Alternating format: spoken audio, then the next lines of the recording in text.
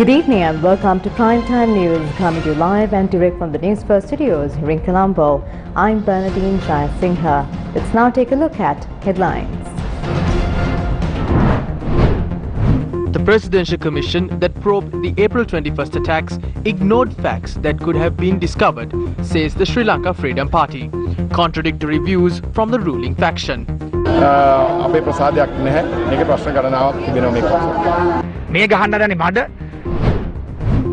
The international community commends the issuance of the extraordinary gazette on the burial of COVID-19 victims.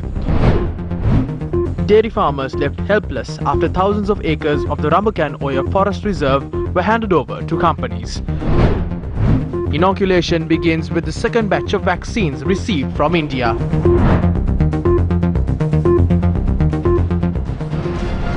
The Executive Council of the Sri Lanka Freedom Party pointed out the report of the Presidential Commission of Inquiry on the 2019 April 21st attacks had not directed its attention to its suicide bomber Muhammadu Hastun's wife Pulastini Rajendran alias Sara, who had fled to India. The Executive Council of the Sri Lanka Freedom Party, issuing a statement, noted the Presidential Commission of Inquiry had also disregarded several other matters that could have been uncovered. It added the Presidential Commission of Inquiry had not focused on the conspiracy to assassinate Maithripala Sirisena and Gotabaya Rajapaksa as exposed by a person identified as Namal Kumara ahead of the 2019 April 21st attacks, as well as the arrest of a foreign national relating to the matter and his release on powerful intervention. The Executive Council of the Sri Lanka Freedom Party further emphasized that a president not discharging the powers vested on him by the Constitution is not a reason to file a criminal case against him. The Executive Council of the Sri Lanka Freedom Party, rejecting the report of the Presidential Commission of Inquiry on the 2019 April 21st attacks, noted, according to the report, it is also evident that the SLFP chairperson and former President Maithripala Sirisena had in fact performed his duties. The statement notes, therefore, there is no legal or factual ground to file a criminal case against him. The Executive Council of the Sri Lanka Freedom Party added the Presidential Commission of Inquiry had acted beyond its given mandate. The statement noted the report of the Presidential Commission of Inquiry had also directed to inquire on present and past government officers connected to the events directly or indirectly. The Executive Council of the Sri Lanka Freedom Party pointed out the Presidential Commission of Inquiry was not vested with any power to investigate the conduct of the head of state, ministers, as well as political leaders. It added the Presidential Commission of Inquiry was not vested with any power to investigate the discharging of duties or the failure to do so by the head of state, ministers, as well as political leaders. The statement by the Executive Council of the Sri Lanka Freedom Party further noted information with regard to importing weapons by sea was not taken into account by the Presidential Commission of Inquiry.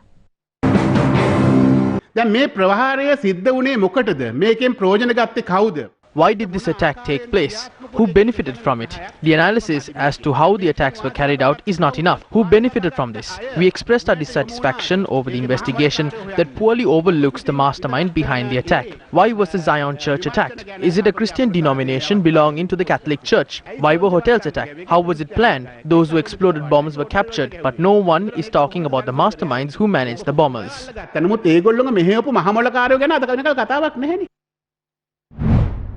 Meanwhile, government lawmakers expressed their views on the Presidential Commission's report on the April 21st attacks that was tabled in Parliament recently.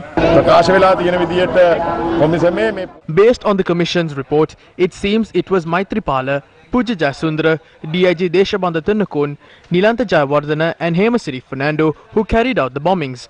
The individuals who were directly linked to the attacks and those who had abetted the bombings need to be uncovered. That is the question in the minds of the people as well. Therefore, the Sri Lanka Freedom Party does not wish to recognize the report. Several issues are stemming out from the report of the Commission. අපේ ප්‍රසාදයක් නැහැ. මේක ප්‍රශ්න ගණනාවක් තිබෙනවා මේ කොටස.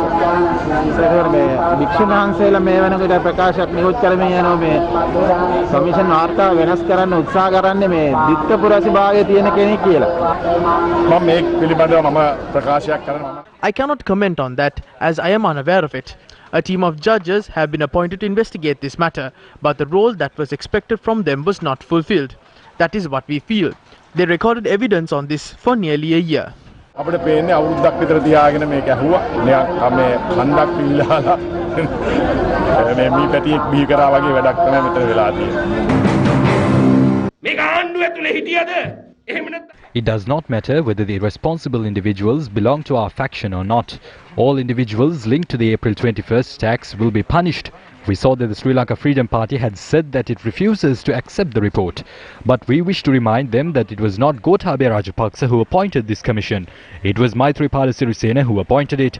We did not change the members of the commission. It was the same members who investigated throughout its period. They functioned independently without any interference. We did not interfere with their investigations.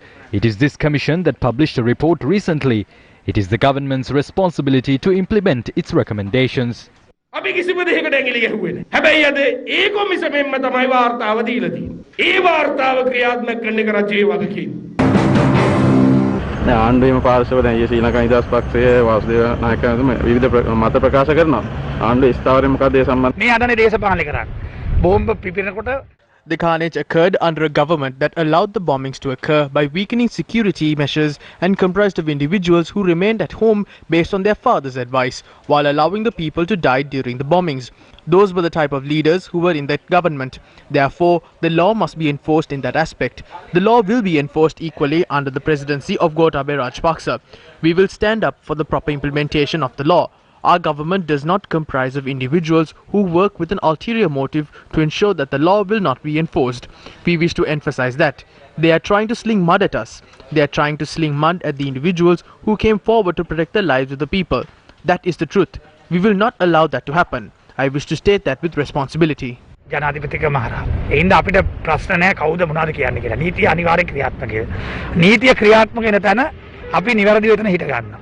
මේ ගහන්න හදන්නේ මඩ මේ මිනිස්සු මරාපු මිනිස්සු අද මිනිස්සු රකින්න ඉදිරිපත් වෙච්ච අයට මඩ ගහන. බොරදියේ අලු බාන්න හදන්නේ මේගොල්ලෝ. Meanwhile, various individuals expressed their views on the Presidential Commission that probed the 2019 April 21st attacks. මේ කොමිසමේ අරමුණ පැහැදිලි නැති. We can observe that the objective of the commission is not clear. There is a political motive behind this. I wish to allege that a hidden force involving the Justice Minister Ali Sabri is involved behind the commission's report. That is very evident based on how they have tried to appease the president and the extremists. Therefore, we have to say that they have used this commission to clear the names of individuals involved in extremist activities and allow them to proceed towards their target with ease. ඔවුන්ගේ අන්තවාදී ඉලක්කයන් සපුරා ගන්න තවදුරටත් ඔවුන් මේ කොමිසමත් භාවිතා කරලා තියෙනවා කියන කාරණය තමයි අපිට කියන්න තියෙන්නේ. කොමිසම් සභාව ව්‍යාකූලයි.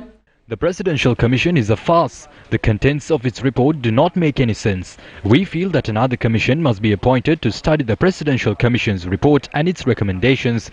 Zahran Hashim is not the only individual who planned the bombings. The society knows that a hidden entity was behind the attacks. The recommendations of the commission must be discarded. This country does not require these recommendations. There are skilled officers in the police and the criminal investigations department. We wish to propose that the President must allow these skilled officers to carry out the relevant investigations thoroughly without any political interference. ලබා දීලා මේක මෙතනින්ම ඉවර කර දාන්නේ කියලා ජනාධිපතිතුමාට අපි යෝජනා කරනවා. As the president was not in the country at the time of the attacks, the commission was given the mandate to identify the root causes of the bombings. If the required details have not been uncovered through the commission, I feel that this is a serious situation. If this was carried out with foreign entities' involvement, then investigations must be carried out into that. Therefore, I feel that the report of the commission is of no use.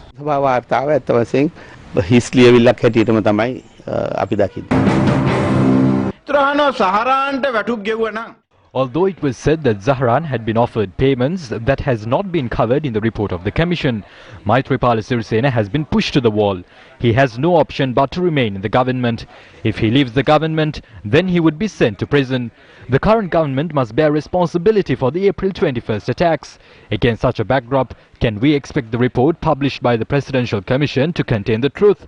As long as he stays in the government, he won't have to face any problem. But they will file charges against him the moment he steps out of the government. That is very clear.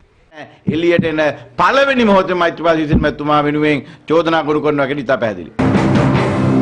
මේ හදන්නේ මේක කරකවල අන්තිමේදී They're trying to tamper with the findings to protect the criminals who must be held responsible and shift the blame onto a person who goes against the government. They stirred up conflict between two groups. Ultimately, it was the Christians and the Catholics who had to pay the price. It is important to take note of that. They say that a person identified as Sara had fled to India. How did she flee to India? Was she a terrorist or an ally of Prabhakaran? But they say that an ordinary woman had fled the country. Whom are they trying to deceive? If she had fled the country, where are the relevant details? They must have been included in the report. දැන් මේ නිකන් කාන්තාවක් පැනලා ගියයි කිය. කාටද මේ විහිළු කරන්නේ? ගියා නම් ඇයි කොයිද ඒ තොරතුරු? කොහමද ගියේ? ඒවා තියෙන්න ඕනේ නේ මේවැයි. Leader of the opposition Sajid Premadasa says the report submitted by the Presidential Commission of Inquiry that probed the April 21st attacks is incomplete.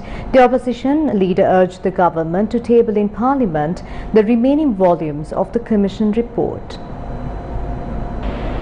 Our view is that the report of the Presidential Commission that probed the April 21st attacks is incomplete. So far, one volume of the report has been tabled in Parliament. We must first clarify with the government whether the report has more volumes. Why has the report failed to include the masterminds responsible for the attack? Certain factions claim that they were sponsored with government funds. However, this report does not include any details corroborating this claim. The report does not include certain evidence that was testified during the proceedings of the Presidential Commission. Ultimately, the general public should know the entity that benefited from this attack. Our party will establish a specialist committee comprising lawyers to study this report. We will express our views after an in-depth analysis of the report.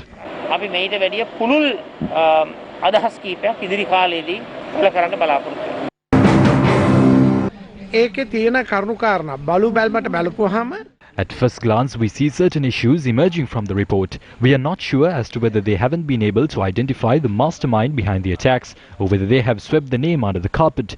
The report has also made recommendations on punishments to be imposed on certain individuals, but some names have not been included on that list.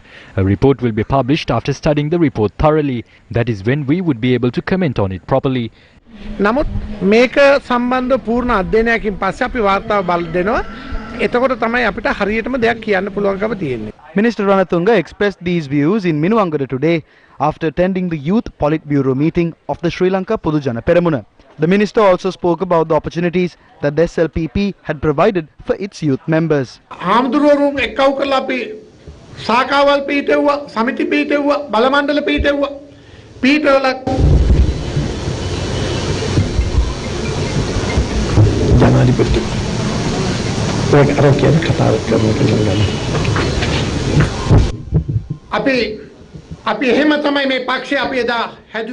This is how we strengthened and developed this party. In the run-up to the presidential election, many wanted to know who the presidential candidate was. After Mahinda Rajapaksa officially declared Gotabaya Rajapaksa as the SLPP's presidential candidate, the entire country lined up to support him.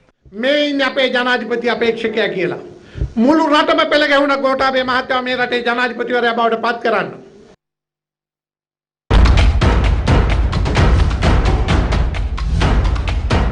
Save Rambakanoya.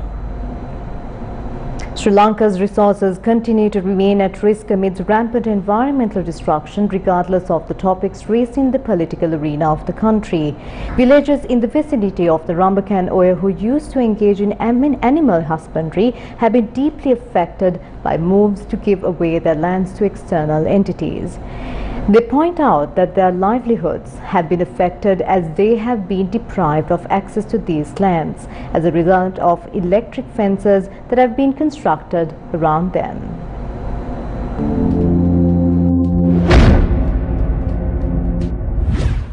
Lands spanning over 1,000 acres in the vicinity of the Ramakan Oya in Galvalayaya had been acquired by the Department of Forest Conservation in 2012. These lands were once inhabited by villagers and dairy farmers who used to engage in farming and animal husbandry. But the usage of these lands was limited to animal husbandry after it was acquired by the Department of Forest Conservation before being vested with the Mahaweli Authority. Villagers point out that the distribution of these lands had taken place afterwards. Our cameras captured how electric fences had been installed in an unorganized manner by entities that were offered these lands for cultivation purposes. The cattle in the area have been deprived of access to a source of water and also a place to rest as a result of the electric fences that have been installed surrounding these lands. Residents say that waterways have also been obstructed as a result of these fences.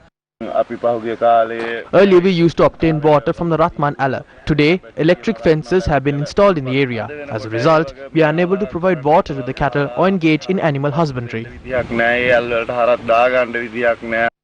Members of the United Front for the Protection of Binthanna inspected the situation in the area today.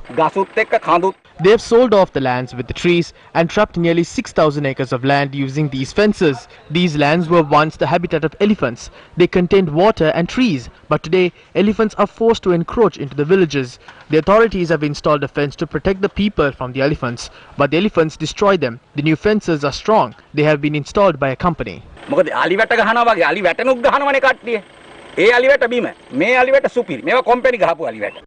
The United Front for the Protection of Binthanna has raised concerns on the entities that are engaging in such activities by exploiting legal loopholes.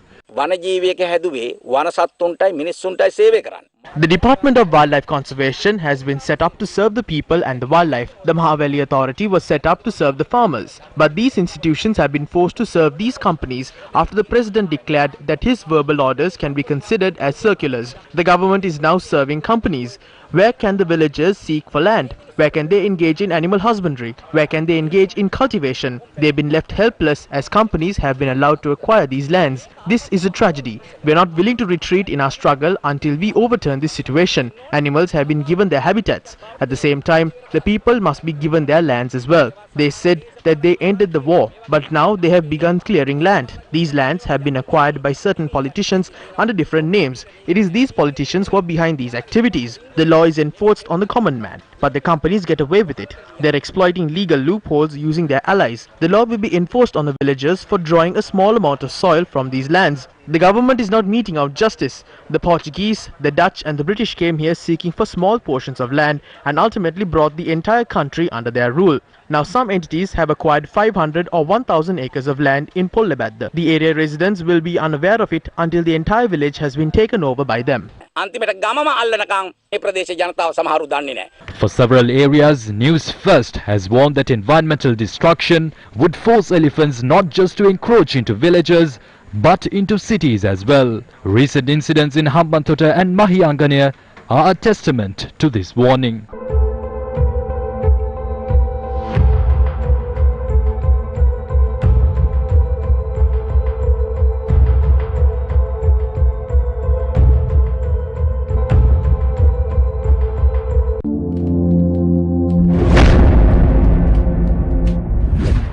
Residents of Vavala Alakolavawa area in Dambulla charge that a group of people are clearing government-owned lands. They say that authorities have been informed of this and a solution had not been provided yet. They take control of the entire reserve. Now the people have to give away the village for the elephants and move to the forest. Someone had taken over 110 acres behind this temple.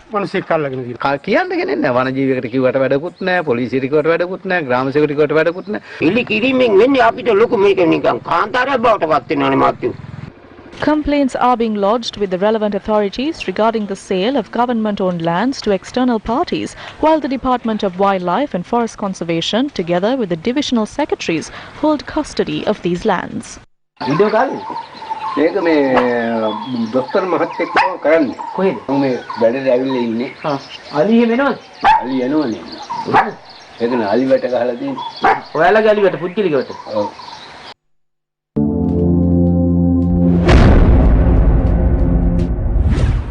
The construction of a new bridge has commenced on the Hanguranketha-Valapane road in Padiyapalala. The bridge is being constructed across the Belihuloya. Construction activities are being carried out by a Chinese company under the supervision of the Road Development Authority. Locals allege that large stones located at the sides of the Belihuloya are being removed using heavy machinery for construction activities. Several representatives of the Hanguranketha and Valapane Pradeshiya Sabhas visited the construction site to inquire about the issue. We visited the site after receiving information that a Chinese entity engaged in the construction activities are using the large rocks located on the side of the Belihuloya. Such a project should be monitored by the relevant authorities.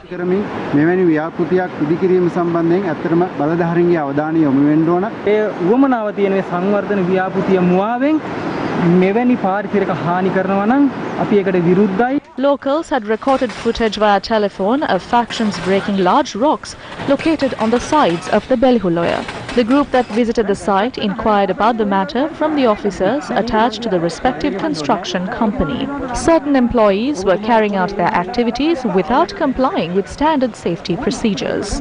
During an inquiry made by Newsfirst, the area representative of the Geological Survey and Mines Bureau said officials from the authority would be deployed to monitor the site. The environmental destruction that commenced with the construction of a road through the Singharaju rainforest has expanded to several areas. We have identified 16 more areas within the Singharaju rainforest where environmental destruction is taking place. We have learned of certain development projects that have been proposed to be carried out in the Knuckles mountain range. We have also learned that several powerful ministers are involved in this. The Muthurajuwela wetlands are being destroyed as well. A private entity is trying to use the land belonging to this wetland for their personal benefit by removing the wetlands from the purview of the Wildlife Department and bringing it under the Urban Development Authority. Our indigenous community has come forward to oppose the destruction that is taking place to our forest reserves. We witnessed how divisional secretariats had intervened in these matters, and 3,000 acres of the Somawathiya Forest Reserve was demarcated as an area to be given to investors. This is a very dangerous situation. Somawathiya අක්කර 3000කට වඩා වැඩි ප්‍රමාණයක් එහෙම් පිටින් අයින් කරලා සීමා ලකුණු කරනවා. ඒක ඊටාම භයානක තත්ත්වයක්. Today is Navan Full Moon Poya Day.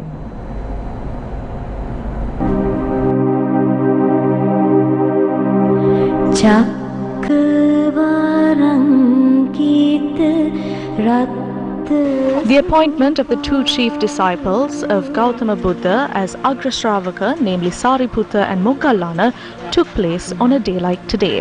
On the eve of the first Navam full moon Poya day, after the enlightenment of Gautama Buddha, there were more than 1,250 disciples in the order of Mahasangha. Navam Poya also commemorates the first ever Buddhist council held 3 months after the death of the Buddha. It was here where the Vinaya, the code of fundamental ethics for Buddhist monks, was proclaimed based on the teachings that the Buddha had passed on to his disciples. Religious observances were held in temples across the island in accordance with health regulations. Special religious ceremonies and pujas were held with the attendance of a large number of devotees at the temple of the sacred tooth relic in Kandy. A religious ceremony was held at the Sri Mahabodhya in Anuradhapura. The 207th Amadam Dhamma sermon was held at the official residence of the Prime Minister under the auspices of Prime Minister Mahinda Rajapaksa. The sermon was conducted by Venerable Tumulle Silakanda Thera. The ceremony was held without the attendance of the devotees adhering to health guidelines. Meanwhile, Siri Sadham Setadama sermon held under the auspices of opposition leader Sajit Premadasa was held at the office of the opposition leader today. The sermon was delivered by Venerable Kaspave Panyananda Thera. A special puja organized at the Shakimalakya opposite the head office of the Capital Maharaja Organization Limited was held this morning. The puja was supported by Stein Studios of the Capital Maharaja Group. The puja was conducted by the chief incumbent of the Hunupitiya Gangaramaya Temple, Venerable Bhakmitiyave Dhammananda Thera.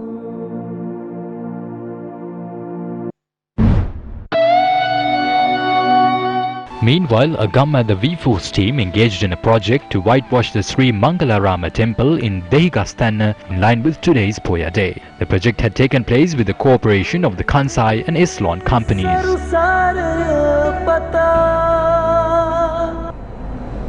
The annual Perahera of the Gangarama temple in Colombo took place today. The Navam Mahaperahera of the Gangarama temple is a key religious event associated to Buddhism in the country. President Gotabaya Rajapaksa placed the casket of the sacred tooth relic on the elephant of the Kalani Rajamaha Viharya as the Perahera began at around 7:25 p.m.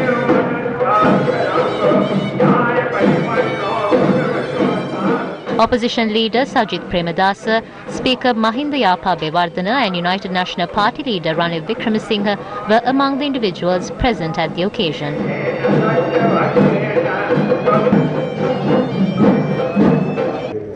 "15 elephants will parade the streets at this year's Navam Maha Perahera. Several events, including the Kandyan dance, will take place during the procession."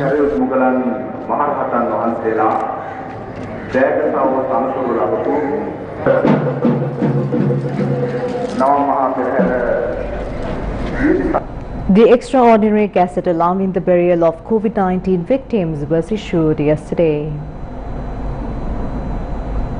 According to the Gazette, permission has been granted by the government to bury the COVID-19 deceased. The Gazette issued by the Health Ministry amends the orders published in the Quarantine and Prevention of Diseases Ordinance. Accordingly, the amendment made via the Gazette notification substitutes the words cremation of corpse with cremation or burial of the corpse. According to the Gazette, the corpse of the COVID-19 victim shall be buried in accordance with the directions issued by the Director General of Health Services at a cemetery or place approved by the proper authority under the supervision of such authority. Meanwhile, in a tweet, Pakistan Prime Minister Imran Khan welcomed the Sri Lankan government's official notification allowing the burial of COVID-19 victims. In a tweet, Foreign Minister of Pakistan Mahmood Qureshi commended the Sri Lankan government's move in allowing the burial of COVID-19 victims. He added that such principles of mutual understanding, respect and humanity brings relationship to thrive and prosper.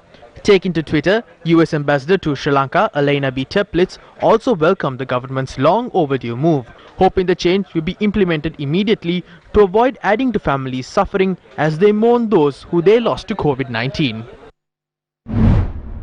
Imran Khan avila bessa. A day after Pakistan Prime Minister Imran Khan visited Sri Lanka, the government allowed the burial of COVID-19 victims. The government amended all of its decisions accordingly. But when the expert committees in our country and the professors gave the green light for burial, the government did not allow it. Finally, it was Imran Khan's arrival, a foreign force, that forced the government to change its stance. On the other hand, our neighbouring country, India, is forcing the government to implement the 13th Amendment. By allowing Japan to be involved in managing the East Container Terminal with India, they are trying to win the support of both countries. So what is Sri Lanka's position? Do not place Sri Lanka in such a situation. This is what I have been reiterating for so long. Hari, දැන් ලංකාව කොයිද ඉන්නේ අපි? මේ වගේ තත්ත්වයක් ඇති කරන්න එපා කියන එක තමයි මම එදා සිට මේ ආණ්ඩුවට කිව්වේ. Following the recommendations on the expert committee, permission was granted for the burial of COVID-19 victims. This is a decision taken on behalf of all citizens of the country. While permission has been granted for the burial, one must also remember that if the expert committee decides to amend its decision on the burial option, we will not restrain from withdrawing our decision. No one can influence the government's decision that is based on the recommendations of the expert committee. When other countries were allowed both options of cremating and burying COVID-19 deceased, Sri Lanka did not allow the burial option to satisfy certain racist factions. Nevertheless, whether the decision was due to the pressure from the UN Human Rights Council or influenced by Imran Khan's visit, we commend the government's move to allow the burial option.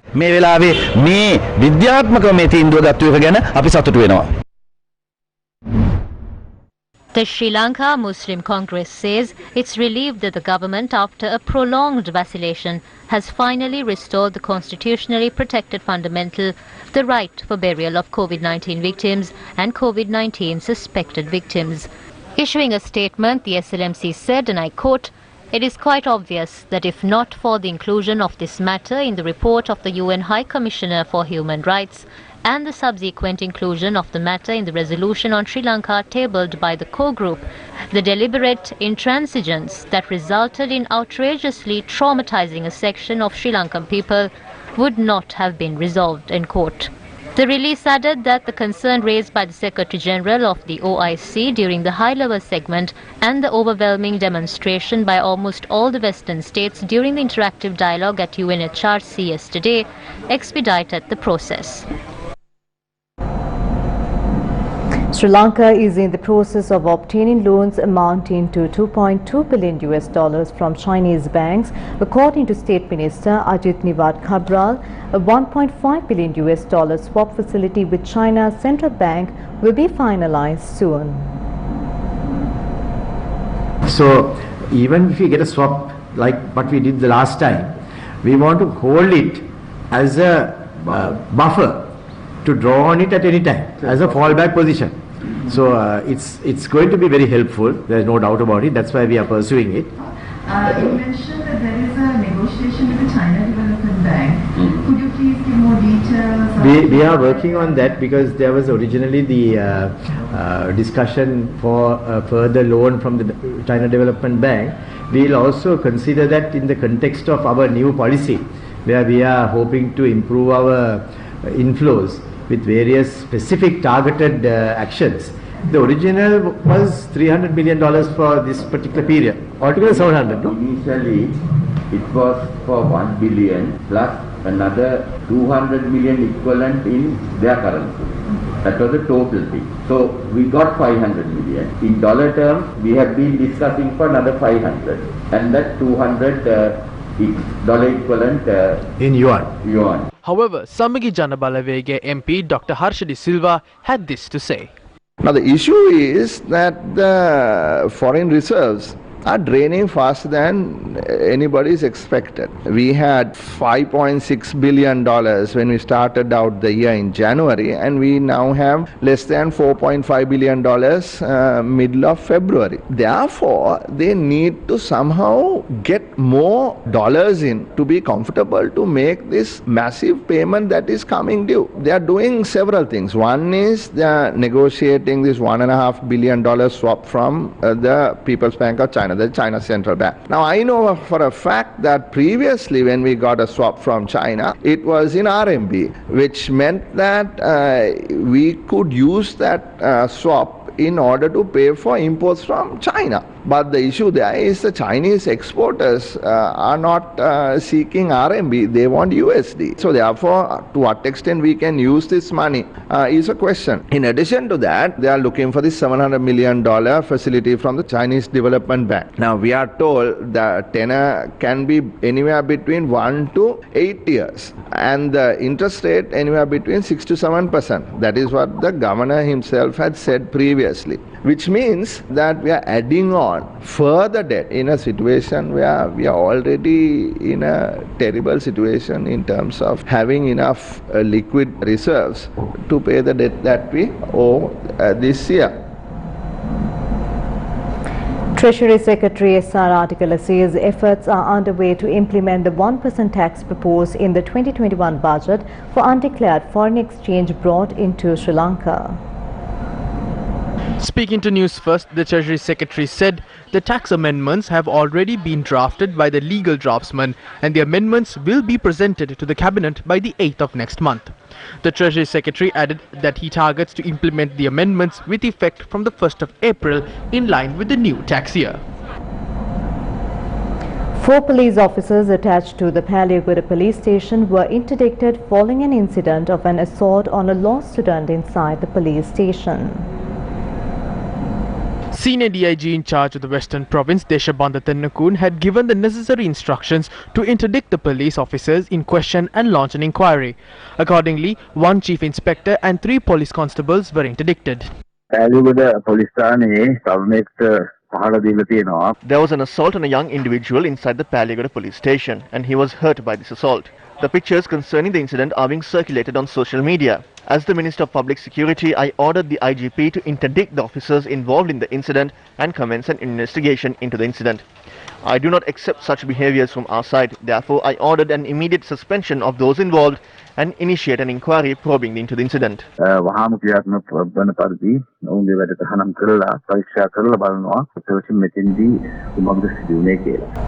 Taking a look at some local news.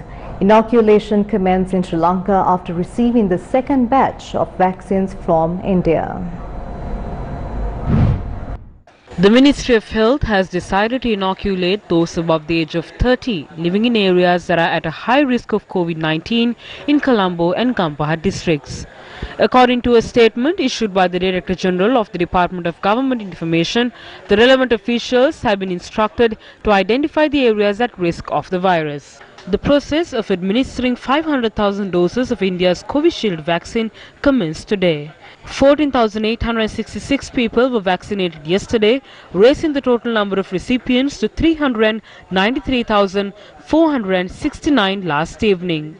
Meanwhile, the Sri Lanka Public Health Inspectors Union has issued a statement regarding the country's vaccination program.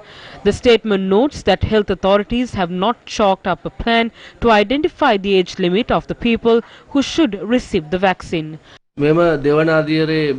Individuals above the age of 60 were considered to be eligible for the vaccine only during the second vaccination drive.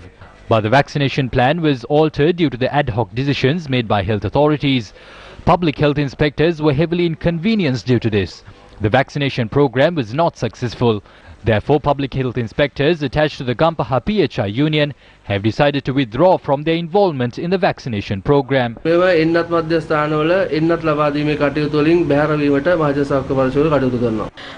the Ministry of Health has said that Sri Lanka is expected to receive the first batch of vaccines provided by the World Health Organization under the COVAX facility by tomorrow. Deputy Director General of Health Services Dr. Hemantha Herat said that the country is expected to receive 264,000 jabs under the first consignment. Sri Lanka is expected to receive 4.5 million vaccines under the COVAX facility of the World Health Organization.